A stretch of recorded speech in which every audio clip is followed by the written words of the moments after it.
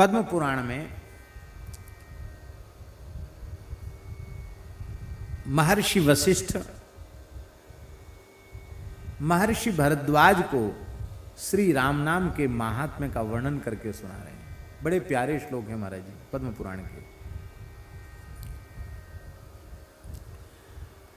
वशिष्ठ जी कह रहे हैं, हे महामुनि भरद्वाज जी,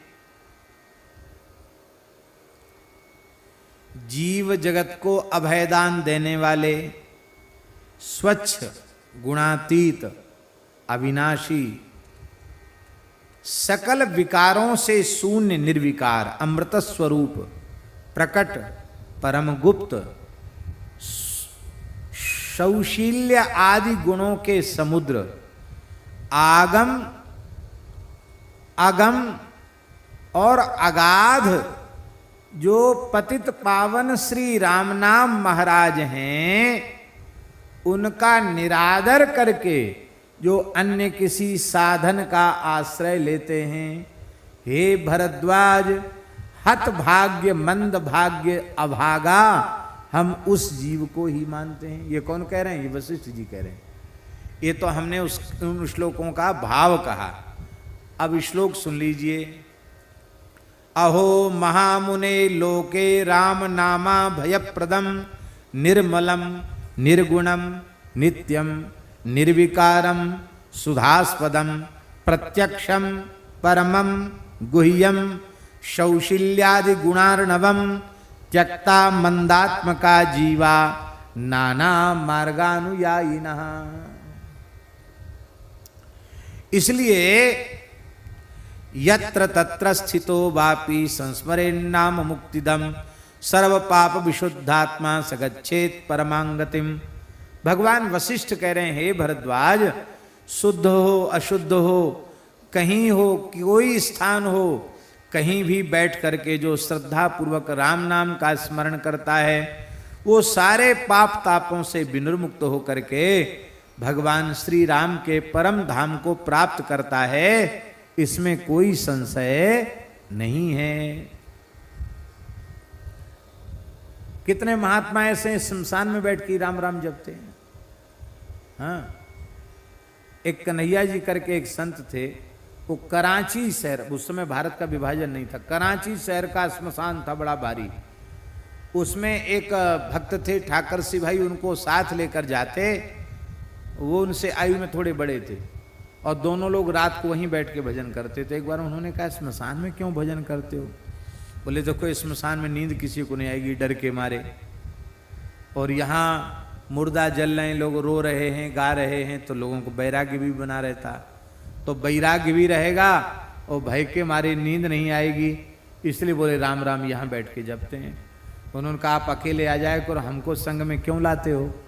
तो बोले, देखो धूना में एक लक्कड़ चैतन्य नहीं रहता, लक्कड़ के सारे लक्कड़ रहता है तो चैतन्य रहता है।